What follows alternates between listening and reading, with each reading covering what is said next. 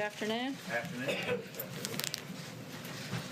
President Trump's 2020 budget, which was released today, builds upon incredible success and keeps his promises to the American people. It continues the president's pro-job creation policies, keeps taxes low, combats the opioid epidemic, protects our veterans, defends our nation, and secures our borders. Even with a strong economy, deficits are still a threat, and this budget demonstrates the president's vision to restrain Washington spending and reach a balanced budget by 2034.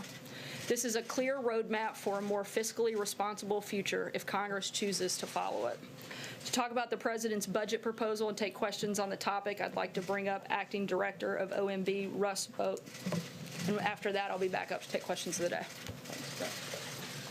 Thanks, Sarah. Good afternoon, everyone. Happy Budget Day. Happy Budget Day. Today, we have released the President's fiscal year 2020 budget, a budget for a better America, promises kept, taxpayers first. This budget reflects the President's priorities to ensure that all Americans can benefit from the nation's historic economic boom and record low unemployment. No president has done more in 2 years to strengthen our military, restart our economy, and reform our government than President Trump. Promises he made while running for office. This great progress is threatened by our unsustainable national debt, which has nearly doubled under the previous administration and now stands at more than $22 trillion. Annual deficits are continuing to rise and will exceed $1 trillion a year, and it's projected that interest payments on the national debt will exceed military spending by 2024. Washington has a spending problem, and it endangers the future prosperity of our nation for generations to come. This budget contains nearly $2.7 trillion in savings, more spending reductions proposed than any administration in history. This budget will balance in 15 years. Last year, President Trump directed federal agencies to meet a target of a 5% reduction to non-defense discretionary spending. I'm proud to report to you today that we have achieved that target. In terms of the economy, our GDP grew by 3.1% over the 4 quarters of fiscal year 2018. While many claimed we were guilty of wishful thinking, we've met our economic forecast 2 years in a row, the first administration to ever do that. We are confident that the President's historic tax reforms, deregulation, trade policy, unleashing American energy will continue our economic growth. Economic policies in this budget will generate more than enough revenue to pay for the costs of the tax cut. Fiscal year 2020 President's budget outlines a number of key priorities for the administration to continue to pursue. The budget supports public and private school choice through a federal tax credit of up to $50 billion over 10 years. While this administration has made major progress towards streamlining our infrastructure permitting, we continue to request an additional $200 billion to lever up to $1 trillion in total spending. It's the government's responsibility to protect the American people, the homeland, and the American way of life. The budget requests $750 billion for our national defense. And to be clear, this is not funding for endless wars. This is for research and development and procurement to fund the most awe-inspiring military the world has ever known.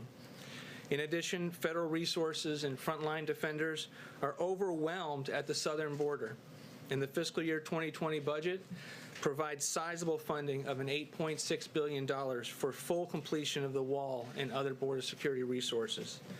In terms of other major reforms, the administration is proposing uniform work requirements for Medicaid, TANF, SNAP, or food stamps in certain housing programs. We can help low-income families and end dependency on government benefits by strengthening work requirements. The administration also wants to lower drug costs. The budget proposes a drug pricing strategy that puts American patients first, promotes generics, and reduces out-of-pocket costs. This administration has also identified a number of wasteful, inefficient programs. For example, we can save hundreds of millions of dollars by right-sizing and reforming the underperforming programs like Job Corps, a residential youth training program that has made headlines in recent years for the number of security incidents at the facilities. Or take the $600 million that we spend at 85 different cultural and exchange programs at the Department of State. despite the fact that only 1% of the 1 million students that come to this country to study ever benefited from that program, and the fact that at the State Department these programs doubled in the last 10 to 15 years. This budget is yet another fiscally responsible and common sense spending plan from President Trump. The President has continually called for fiscal restraint and will persist in his efforts to end the wasteful spending. Thank you, everyone, and with that, I'm ready to take some questions. John. Russ, there were concerns by some budget watchdogs that money that's in the overseas contingency operations budget will end up building a barrier on the southern border. Can you allay concerns of some of these folks that none of that money would be used to build a barrier? We do not request any OCO money, overseas counterinsurgency money, for the purchasing of or for the completion of the wall.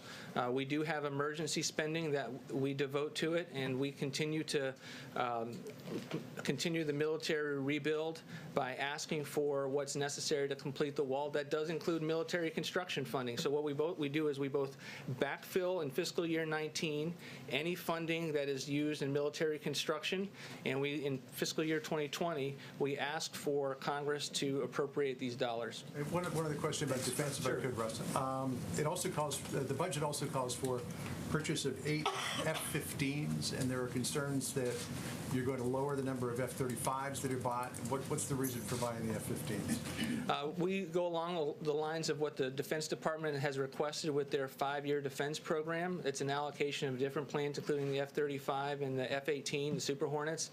So this is something that has been requested by the military, and we think it's something that will make sense when Congress considers it. John?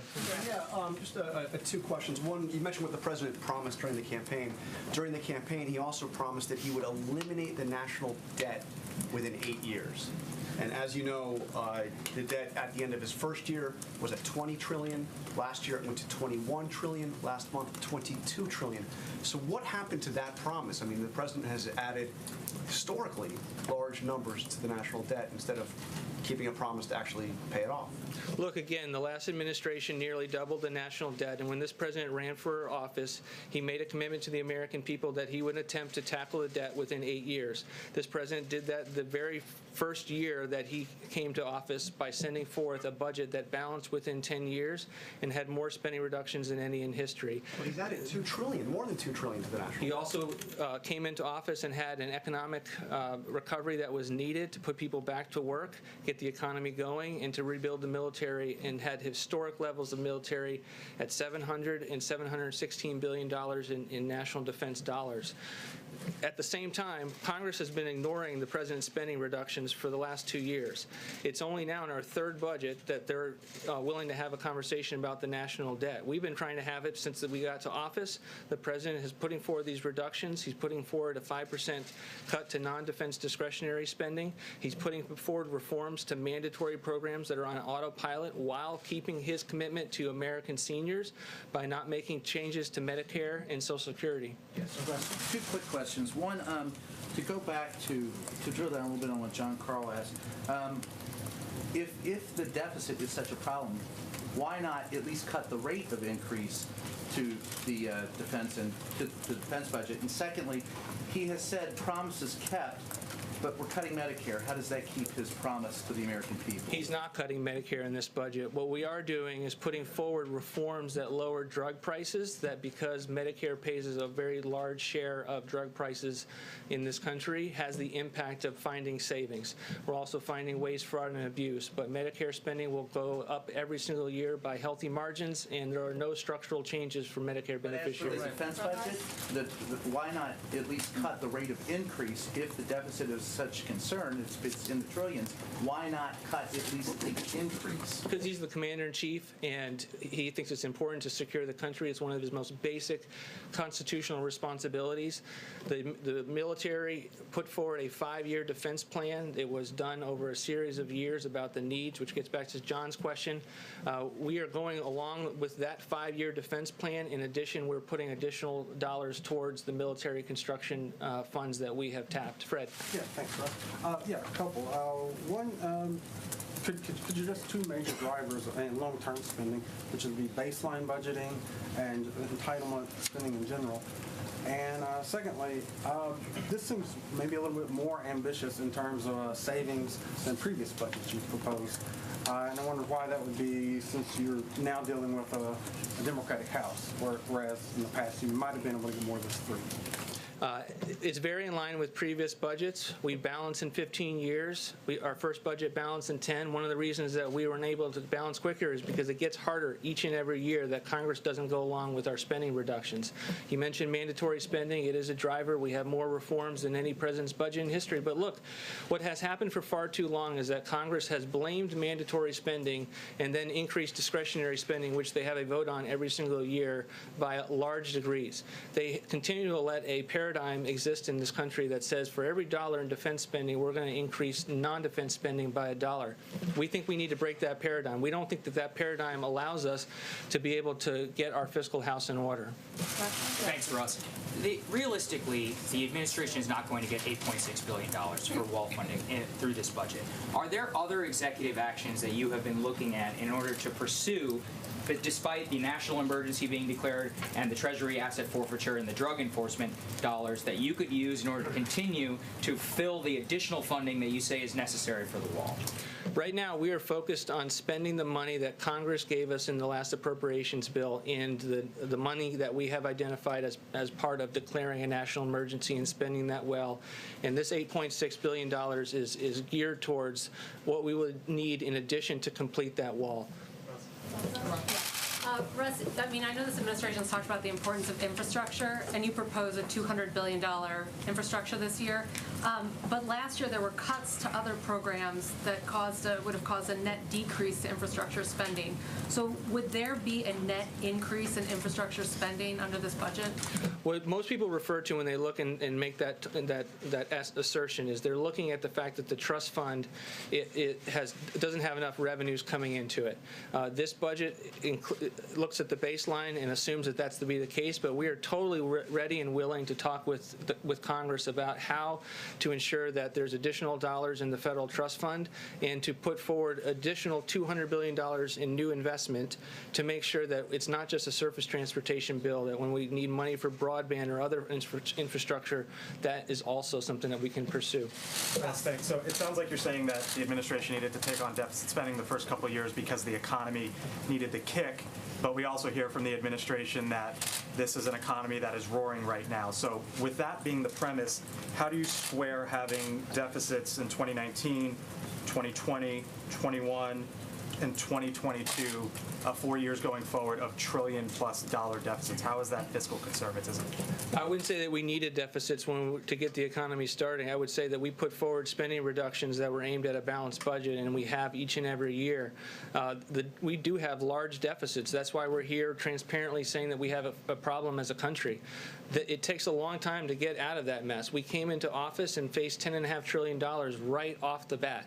And instead of being with us and considering our proposals and allowing us to make the factual case for why the American people would be better off under these reforms, Congress just hasn't been willing to play ball, even though they have the power of the purse. It seems like, Russ, just to pick up on that real quick, it seems like one of the ways you're trying to go at it is by reducing non-defense discretionary spending. Defense spending over the next 10 years, $7.7 trillion, but non-defense discretionary, $5 trillion. Do you really believe that Congress is going to yank spending down that significantly over the next decade? We believe that every budget is an opportunity to put forward our vision of the next 10 years. We are doing that in this budget, and we are saying to the American people, we can no longer afford the paradigm that Congress keeps giving us, which is that we're never going to make any trade-offs, that we're never going to align what we spend with what we take in, that we're not going to do what every family does across the country in trying to figure out what they can afford before they go out and spend. So yes, we are trying to say that we need to continue to secure the country. We need to continue to secure the border. We're not going to be bashful about that, but at the same time, we're also going to say that we have many, many programs that are wasteful and inefficient that we can no longer afford. Phil. Russ, you called on me next. I'm sorry, Russ. Sure. You came to me when he said his next question. I want to go to the least of these, welfare reform and SNAP. How much money is proposed for welfare, for this Welfare to Work initiative with job training and also with SNAP? What are the lessons learned that you're trying to, I guess, reshape this harvest box proposal? Because it came under great criticism before, and now you're proposing it again. Could you talk about those two issues?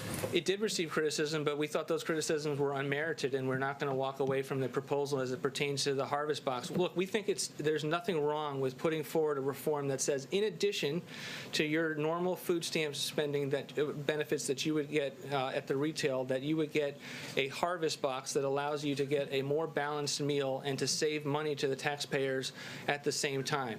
In terms of work requirements, it's something that has long been viewed as a success since the 1990s. We expand on it.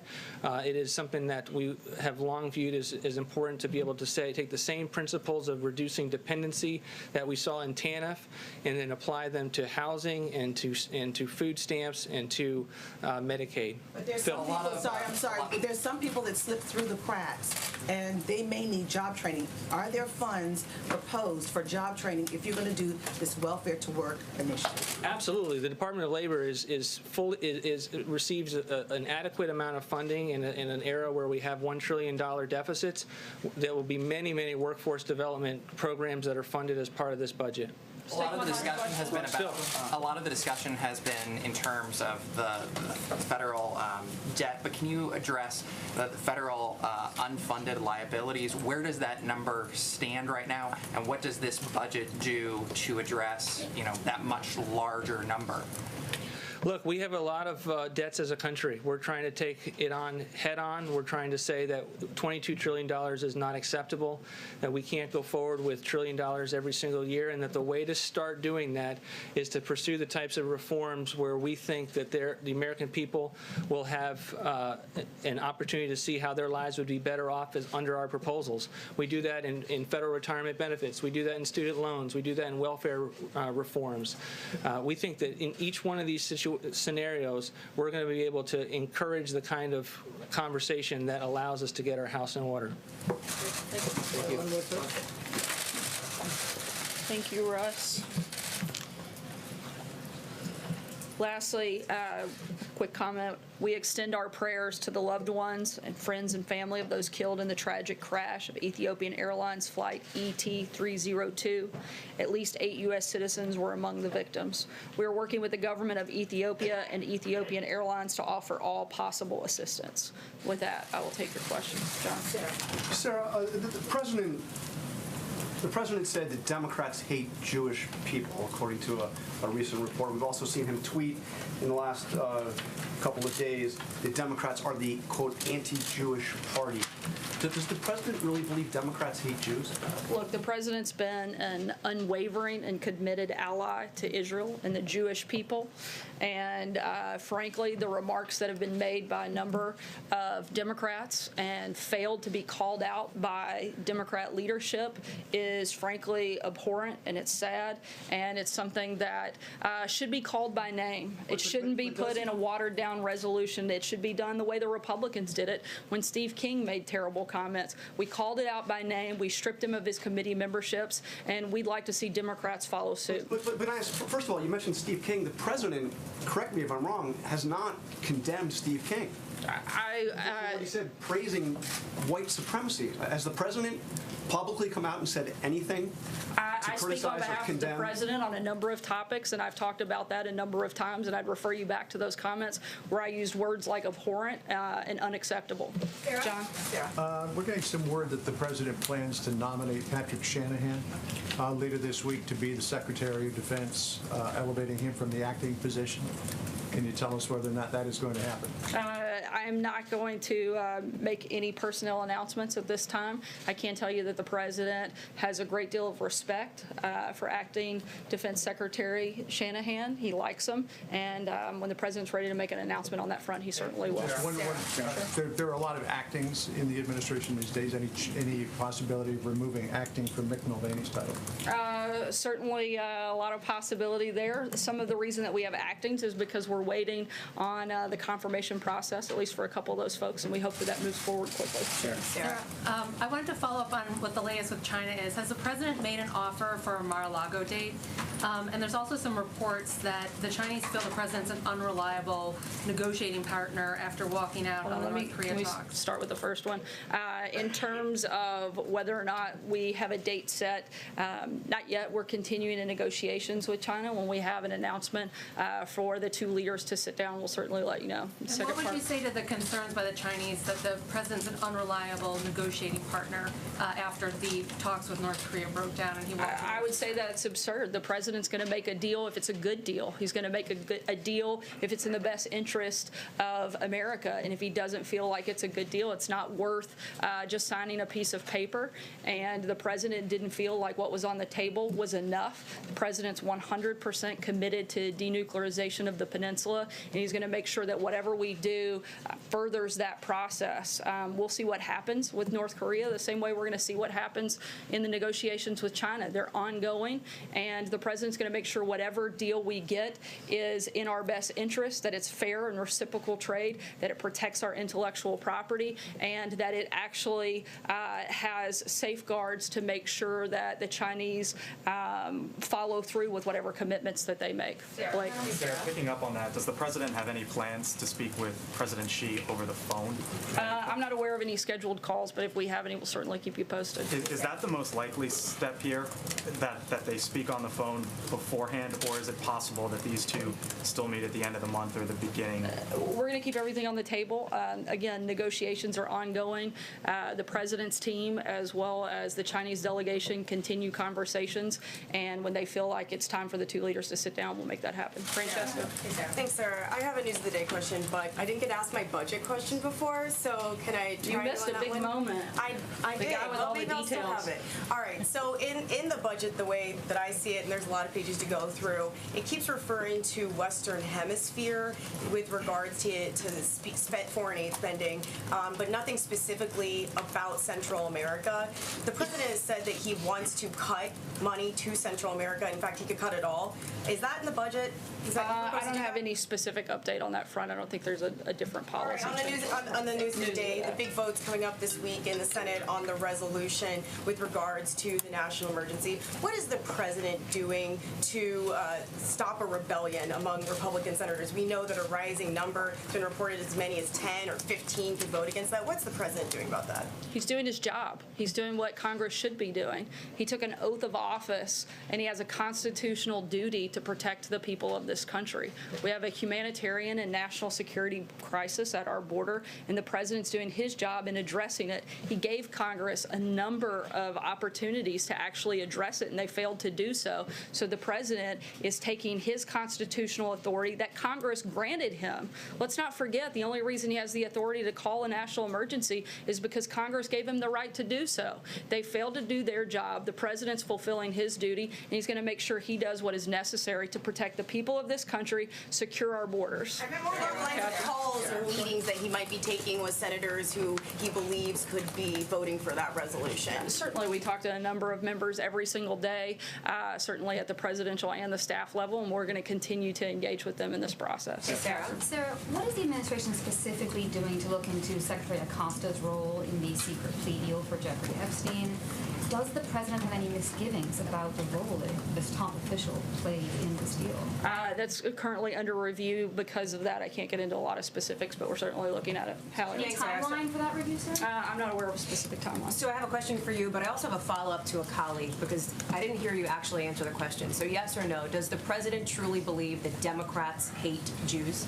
I am not going to comment on a potentially leaked document. I can tell you what I can tell you. Does he think Democrats hate Jewish people, as he said on the South Lawn? I think that they've had a lot of opportunities over the last few weeks to condemn some abhorrent comments. I'm trying to answer. If you'd stop talking, I'll finish my statement. The president has had and laid out clearly his position on this matter. Democrats have had a number of opportunities to condemn specific comments and have refused to do that. That's a question, frankly, I think you should ask Democrats what their position is, since they're unwilling to call this what it is and call it out by name and take actual action against members who have done things like this, like the Republicans have done when they had the same So opportunity. I want to ask about Paul Manafort, but I just want to be very clear. You're not answering the question. Is there a reason? I believe I answered it twice. You didn't say yes or no. Does he really believe Democrats hate Jews? I'm just trying to get a sense of that. I think that's a question you ought to ask the Democrats. Let me ask you about Paul Manafort. Why hadn't, obviously Paul Manafort goes for the second half of the sentencing this week. Why hasn't the president ruled out a pardon for Paul Manafort? The president has made his position on that clear, and he'll make a decision when he's ready. On pardons, last week the president tweeted that Michael Cohen, quote, directly asked me for a pardon. When did that happen? Was that when was Cohen here at the White House and came into the Oval Office and asked the president for a pardon? Did it happen on the phone? Do you have a date? Do we know when that I'm happened? not going to get into specifics of things that are currently under review by the Oversight Committee and other committees. What I can tell you is that Cohen's own attorney stated and contradicted his client when he said that he was aware that those conversations had taken place. We know that Michael Cohen lied to Congress prior to his testimony most recently, and we know that he's lied at least twice in that hearing. I think that it's time to stop giving him a platform, let him go on to serve his time, and let's move forward with matters of the country. One budget question, just to put it on the record, because a lot of people in the country want to know, is there anything in the president's 2020 budget request that has Mexico paying for the wall? As the president has stated a number of times through the USMCA trade deal that we look forward to getting passed soon, that'll be part of how that takes place. John? Thank you, Sarah. Two brief questions. Following up on John's personnel question, does the president have full confidence in Secretary Acosta, or is the Labor Secretary possibly leaving? I'm not aware of any personnel changes, but again, those things are currently under review. When we have an update, I'll let you know. The other question is the president in discussion about signing an executive order to undo Executive Order 13166, President Clinton's executive order. I was going to say, I hope you tell me what that one is. Yeah. President Clinton's executive order 19 years ago requiring multiple languages. A new executive order, I am told, would make English the official language in government. I'm not aware of a specific executive order that's been drafted, but that is the position of the White House. Jim?